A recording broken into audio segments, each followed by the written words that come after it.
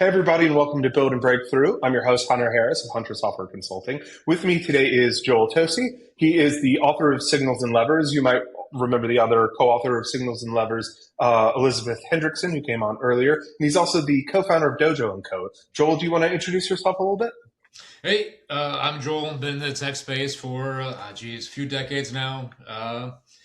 Various places, low latency, high throughput trading systems, Red Hat, blah blah blah, all that kind of fun stuff.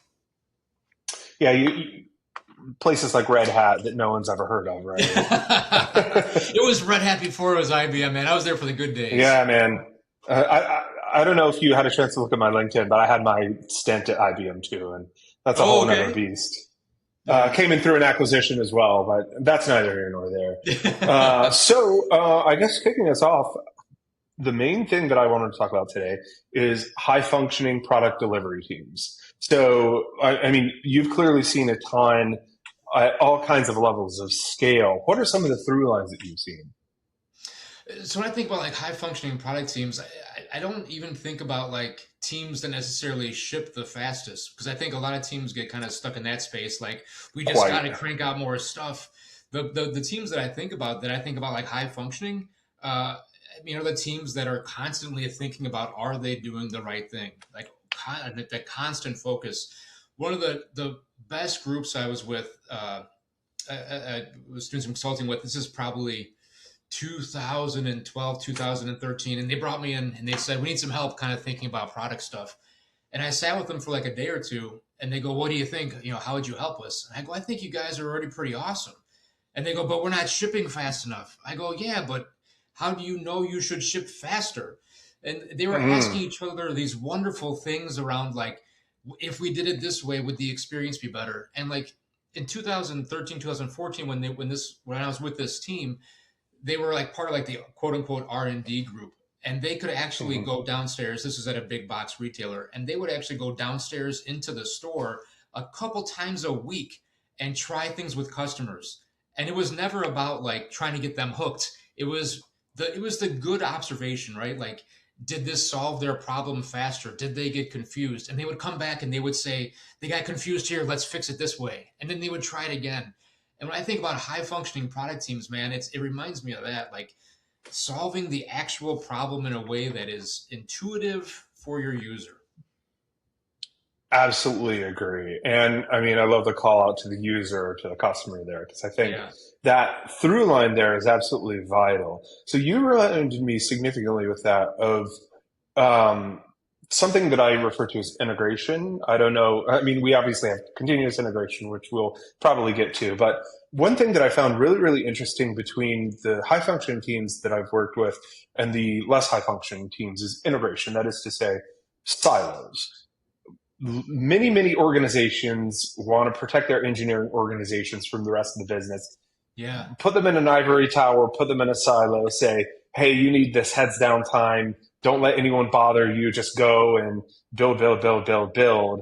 Versus, for example, when I was at SalesLoft, for example, I had the opportunity to shadow salespeople and sit in on sales calls. And man, what I could bring back to the team from these calls was just game changing because Yeah. I knew exactly, like, we were building sales software. So we were our first customer. So first of all, dog fooding. And then second of all, being able to like view the results of that dog fooding firsthand and be able to advocate for those people and how they were actually using the application, which, Yeah. man, places aren't doing either of those things enough. It's wild, dude. And I think what's crazy is it's not even just for like new feature functionality. Like I had a team that I was working with, again, a lovely team, love them to death. They had this issue with like dirty writes to the database, right? And they Mhm. it had been going on for years, and no one could figure out why it was happening, but it was happening all the time in production. And one day I Mhm. just go like, can you guys call somebody? Like, can you just talk to a user and see kind of what's happening? And they pulled something up and they look in the database and they say, oh yeah, this dirty write just happened at this one location.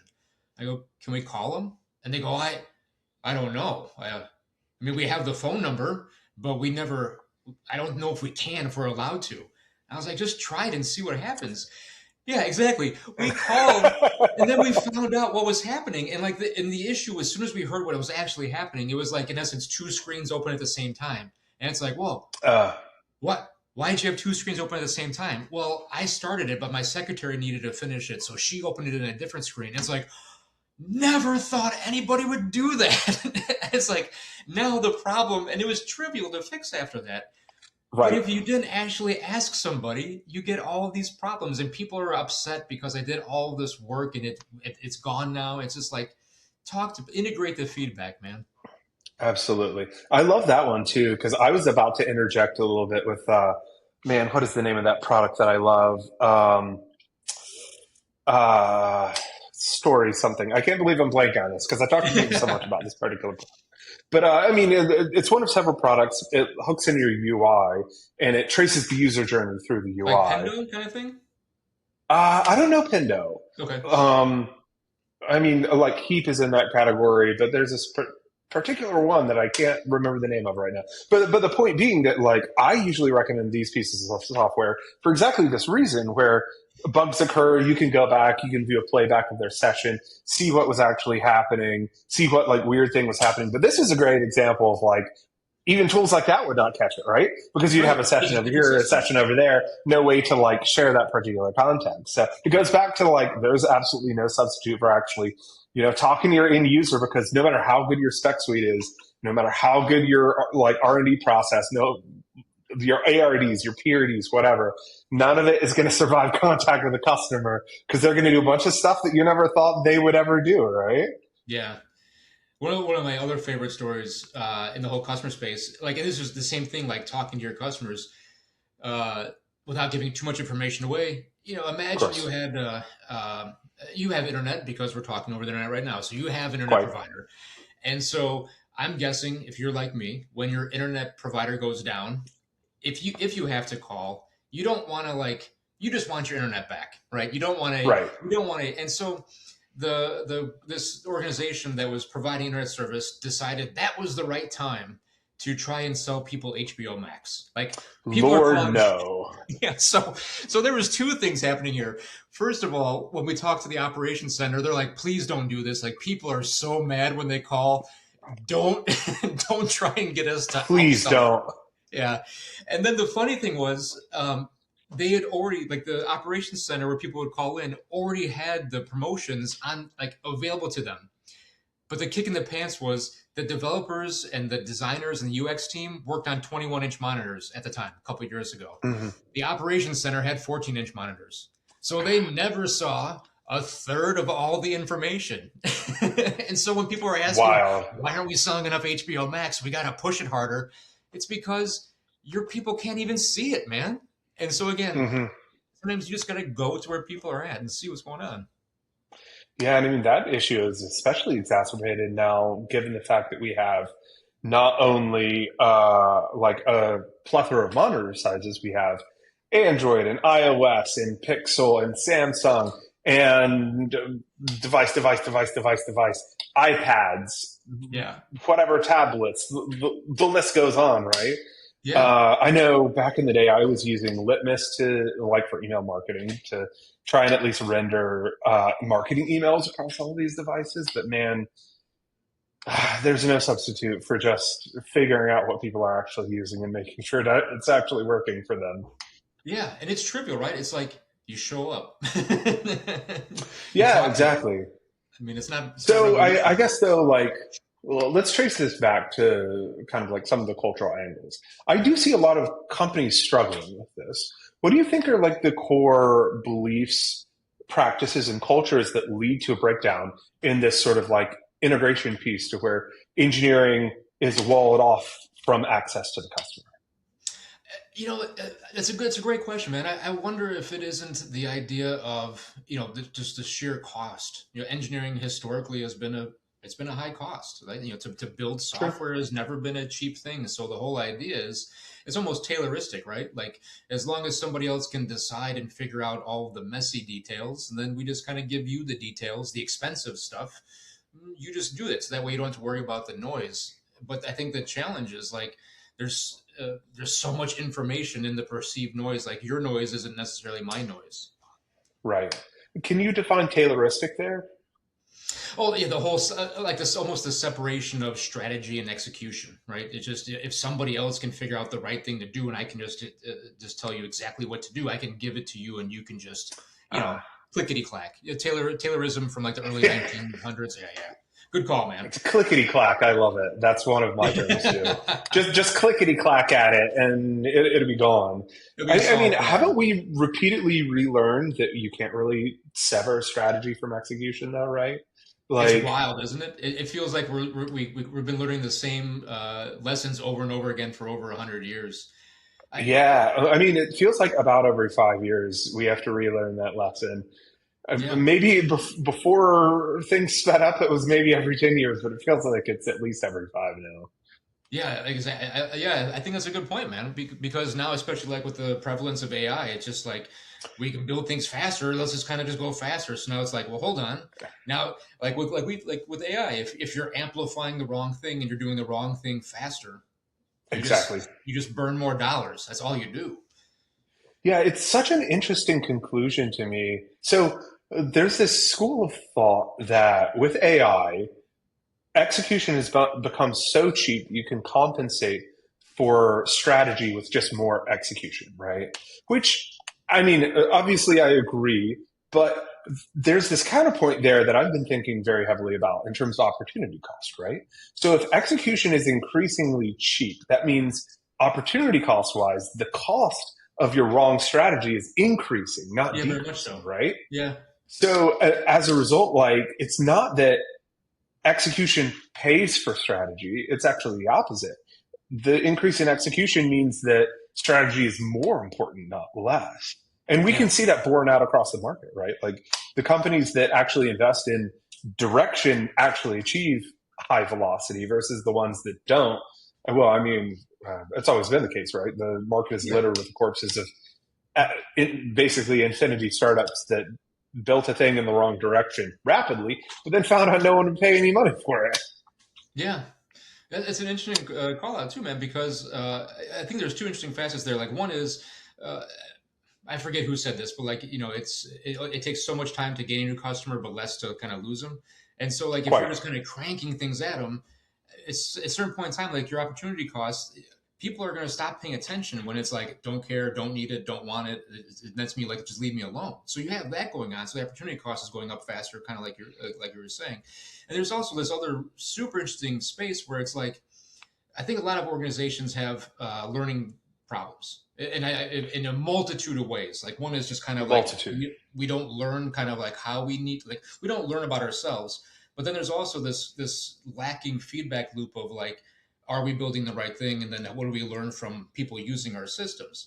And so if you're Hmm. just executing faster, but you're not learning from what you're executing, or you can't learn as fast as you're executing, then going faster is it's another kind of you call it a bottleneck problem there you're going faster than you Hmm. should be going.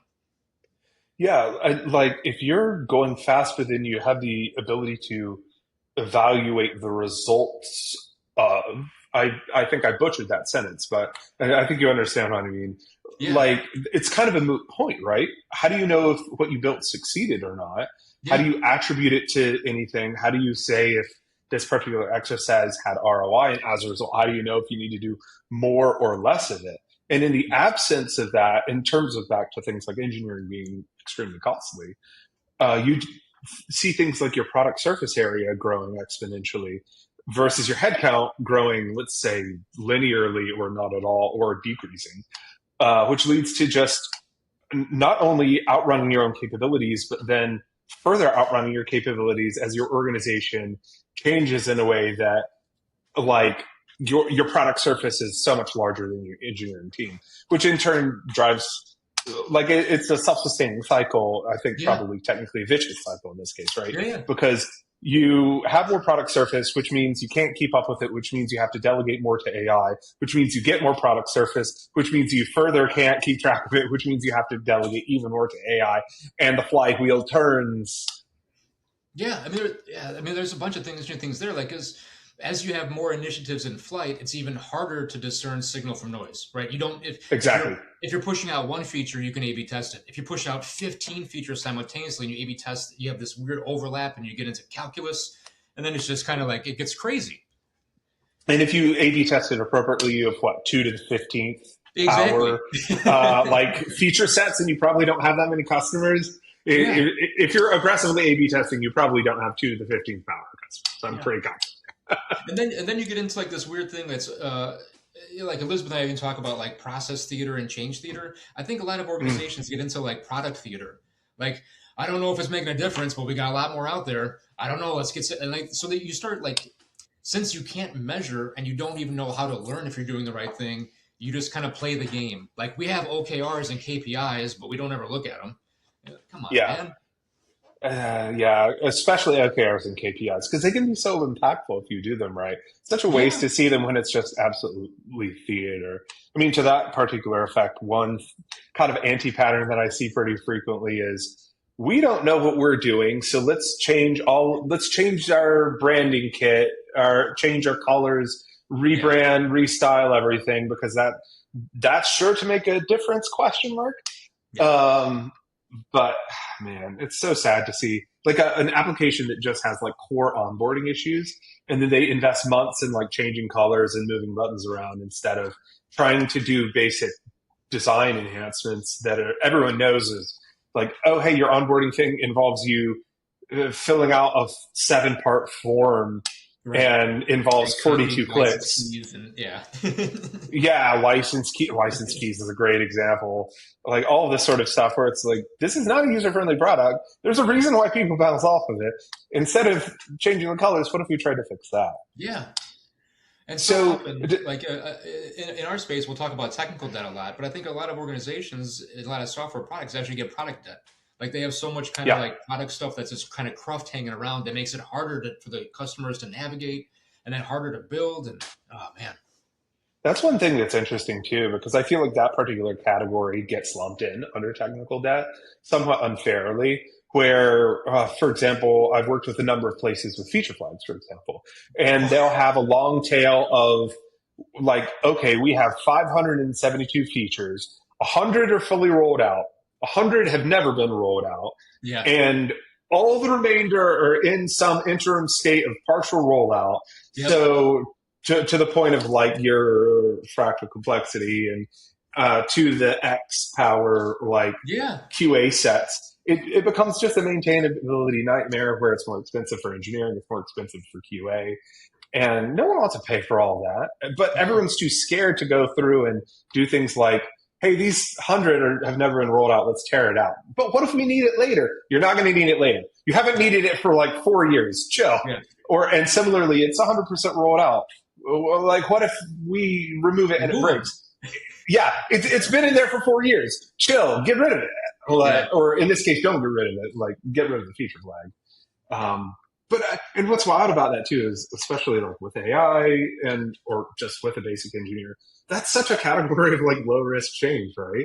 It's heavily mechanical to take the equivalent. I mean, I certainly hope that you're using a feature flag system that is the equivalent of an if else branch, right? yeah, If you're not, you're doing something terribly wrong. But in that case, it's just turn the if else into a true. not if else, and you're Yeah, done. exactly. Yeah, it gets wild when you start seeing nested feature flags, right? Then it's like, well, you could have had an Oh if Lord. else, but now you have 17 possible permutations. It's like, wow, that's now I'm scared.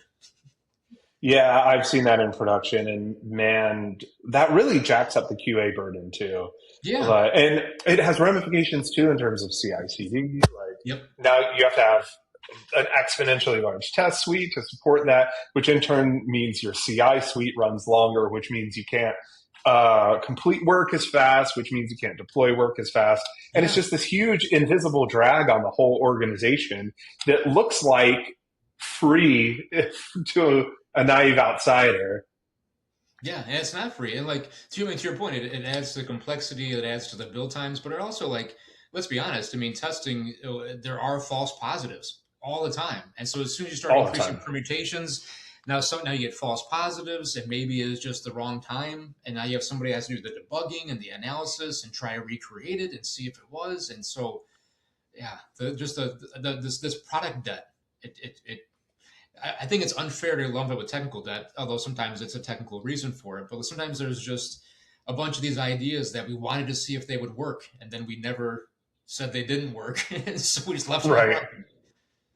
Yeah. And oh, man, there's some really interesting core entrepreneurship stuff in there too. Continuing talking about feature flags and product, because one of the persistent themes I've seen as well is you have a particular customer. They may be in many cases like a lower value customer who's just hanging on by their fingernails for whatever reason, but they're like the one person that one particular feature is rolled out to, Yeah, and the organization just keeps that particular set of features alive for a low value customer just because they don't want to lose one customer, when yeah. in actuality the dollar amount that they're investing in maintaining this aspect of the system is usually in many cases like an order of magnitude larger than the value of a contract, right? Yeah. I have a good friend, Jeff Patton. If you haven't talked to him, my introductions, love to introduce him to you. But like Jeff's a brilliant kind of guy in the product space, at least for me. And I remember Mm-hmm. talking to Jeff. This is probably a conversation from pre-COVID, so you're talking like 6 or 7 years Mm-hmm. ago. And I was at a client, and the client kept on saying, we are customer centric, we are customer centric, we are customer centric. And I was talking to Jeff, and I go, Jeff, help me understand this difference between customer centric and product centric. And he did this. Jeff's brilliant, and he said, in most places where he goes, when they talk about being customer centric, it's kind of like you were saying, we don't ever want to make the customer unhappy. If even if it's the one customer that's barely paying anything and they ask for a feature, we're going to put it in. And he goes, that's not product ownership. That's reacting to like everybody else and letting somebody else dictate where you want to go. Product Absolutely. ownership is about having a vision and a strategy and talking about the essence of the problem. And sometimes that means you don't do what your customer asks because it's not the right thing for your product. And he goes, that's hard. And he goes, and that's when I hear you talking about like startups. For me, it's Mm-hmm. that separation, like the separation between customer oriented and product oriented. Like, do you own your product? I mean, I would actually, in terms of like customer orientation, if you really want to say that you're customer oriented, I think you should be obsessed with your customer. And that Yes. means that you, to the point of this, like you should care about the customer getting what they really need, not necessarily what they want. And Yeah. in Yeah. many Yeah. cases, that means firing them as a customer, right? Yeah. Like if for example, like I talk a lot about opinionation and the value of opinionation in your Yeah. products, because it's so much easier to build a business around like an opinionated workflow and saying, hey, for example, we do a ton of sales. We know how successful sales look. If you use our product, you will use this particular workflow. We will not make it customizable for you because that's bad for you. That's bad for us. Yeah. And if you don't want to do that, you shouldn't be a customer, right? Like that aspect of niching down is incredibly undervalued in terms of not only like successful go to market, but also building an effective product team and an effective engineering team that can execute on that product vision, right? And so I think that a lot of these companies, if you have the attitude of like we're customer centric, therefore we'll do whatever the customer tells us to do, that's not being customer centric at all It's not. whatsoever, in my Yeah. opinion. It's really just honestly kind of being cowardly with your sales, right? It's we will sacrifice our engineering budget to land a sale at any cost. And there Yeah. may be a scale early on in a company's lifetime where that can be a valuable choice. Like if you have no sales and you need to make one sale. But Yeah. if you're trying to maintain a customer base, that can be lethal to your ongoing operations. Yeah, you get too much spread, too many permutations. It becomes a maintenance nightmare. You kind of lose signal. You start reacting, and then it becomes you get in those silly disagreements. Well, why would you do it for that customer and not that customer? I had one client that told me, "Well, we have funding, so why wouldn't we build this thing?" And it's like just because you have the money to do it doesn't mean it's a good idea because like the cost isn't just how much you pay right now. The cost is the maintenance, Mm-hmm. and it's also the ripple effect on everything else because by choosing to do this thing you're also, if not saying no to something else, you're at least delaying something else. Mm-hmm. And like there's the opportunity cost, and so like maybe we're just bad at economics and software, I don't know. I think we are honestly really bad at economics. I would love, like, I feel like I've increasingly uh, like there's behavioral economics, but there's also opportunity cost. And I Yeah. find opportunity cost is like the boogeyman that keeps on rearing its ugly head here and there, where, God, there's so many organizations that are like, yeah, okay, we could do that. We could go down this particular path and make a whole big bucket of cash, but we'd rather not do that. We'd rather do something completely different for various reasons. Yeah. And now opportunity cost is not like real money. It's kind of monopoly money. So I can understand why a lot of people don't want to focus too heavily on it, but completely discounting it, I think, is incredibly dangerous because opportunity costs in many cases in the short term, like opportunity, there's like a longer term opportunity cost that I think is monopoly money. But Yeah. short term opportunity cost of like we invested money in maintaining feature flags versus reinventing our business to compete with this new competitor is real survivability questions for Yeah. businesses, right? I mean, and opportunity costs don't always have to be big bets, man. They can be small bets to see if you should keep investing. And I think that's the other challenge. Is a True. lot of people think like, well, I have so much money, and so I can do a big thing, and it's hard to kind of say like, well, if I have $20 million, I got to do a $20 million thing. It's not like how do I think about it in small iterative bets and kind of looking for signal, looking where to go. It turns like we wrote that book, and it's a lot of the stuff we talk about is really just thinking and like thinking about the system, thinking about what's happening, and whether it's a product, and you're like, you have to be in tune with what's happening. You have to be thinking about Hmm. I'm doing these small bets. I have a couple feature flags. Where am I getting signal now? If I can't keep running the same bet, ad infinitum. I have to turn some things off so I can focus, right? And so it's about the constant Hmm. focus. It's hard, man.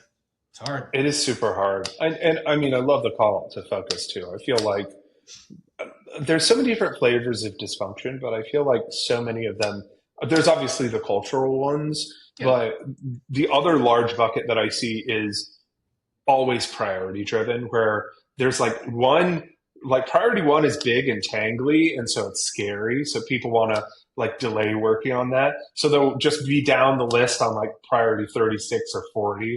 instead of priority one. And being able to just focus crisply on one and doing the legwork to actually understand, okay, cool. Priority one, is this the thing that we need to work on? What's the juice? What's the squeeze?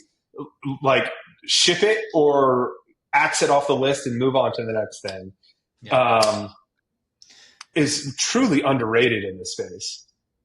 What I think, having seen this with a lot of organizations and a lot of teams, like you said, dude, like number one might be super hard and super gnarly and just scary, and it might be because like there's 80% uncertainty in it, but Hmm. a lot of times you can say, but there's a little piece of it that we know has to be done. Can we just use that to kind of learn and see what the next piece is? And And what you end up finding chip is away at the uncertainty and chip away at the exactly uncertainty. you Exactly. start learning by doing, and then you start to figure out the things of that 80% that you didn't need to do. And that's the stuff that I want to see people do more of, is like small kind of bets and kind of like, we don't know everything but we Absolutely. know enough. Let's use that to feedback more learning back into our product to see where we should go next. Absolutely. I mean, I truly believe that for any project, I mean, there's always going to be unknown unknowns for almost any Yeah. project. But even for a project that has a large like area of here be dragons, putting the legwork to your point, doing small shippable chunks, like it has a way of pushing back the boundary of the uncertain and at Yeah. least taking the unknown knowns and flipping them to known unknowns that Yeah. then you can go research, answer, and in many cases those in turn flip more of the boundary into known unknowns.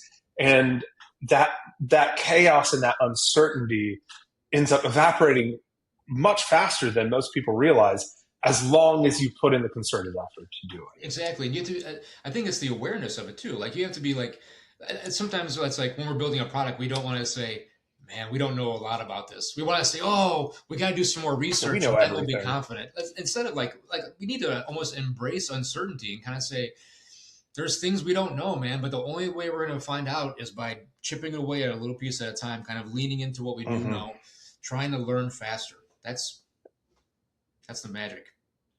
And that's part of the beauty of stuff like CI/CD, right? Like Yeah. if you can build these small shippable chunks, if you're continuously deploying, that also means if the experiment fails or goes the opposite direction that you want, you have it at your fingertips to just blast that change away and go back to the way the world was previously.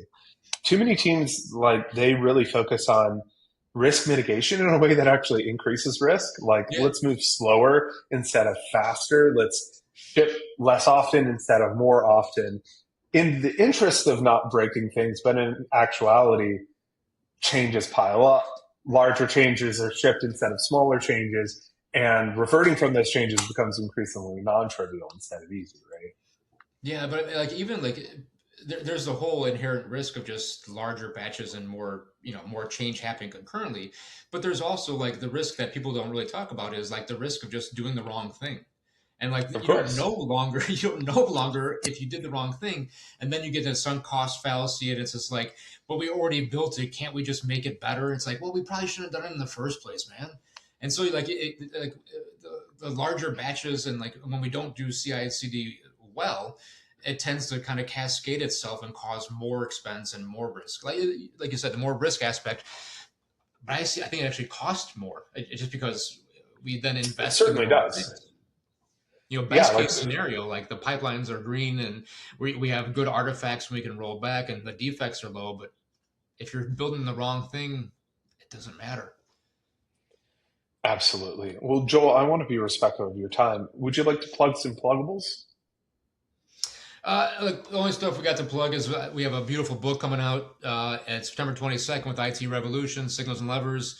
And then Elizabeth and I, who's a few weeks ago, will be at various conferences around the States and around the globe. Come hang out. I promise you, we will help you think about things in new ways. I would even say a little bit further, not just things in new ways. I believe that if we could do a little more critical thinking in some of our work actually becomes easier. I think it becomes a little bit less scarier. And I think that's what we want to do is make like software engineering should be fun, man. It should be fun building things. It shouldn't be Hmm. scared and kind of like bureaucratic. It should be like, I don't know, let's see how this works. Let's have fun together. And let's bring some joy back to software. And I think that's what we're trying to do. 1,000% agree. I mean, that's the thrill of building and the thrill of delighting the customer is a big part of what Yeah. got me into this in the first place, right? So, preaching to the choir, and I'll signal boost more on signals and levers. As I mentioned on the previous episode, I read that book. I enjoyed the hell out of that book. So, I really recommend it for everybody here to check it out. And also check out the previous episode with Elizabeth Hendrickson, too. We talk a lot. I mean, we talked more generally in this conversation, but that particular chat was very signals and levers focused specifically. But Joel, thank you so much for joining us. This has been fantastic. There's a ton of gold here. And for all of my listeners, I hope that you've really enjoyed this. I hope that you've learned a lot. I hope that you're inspired to get out there, build, experiment, iterate. And I hope you all have a fantastic day. Peace. Thank you.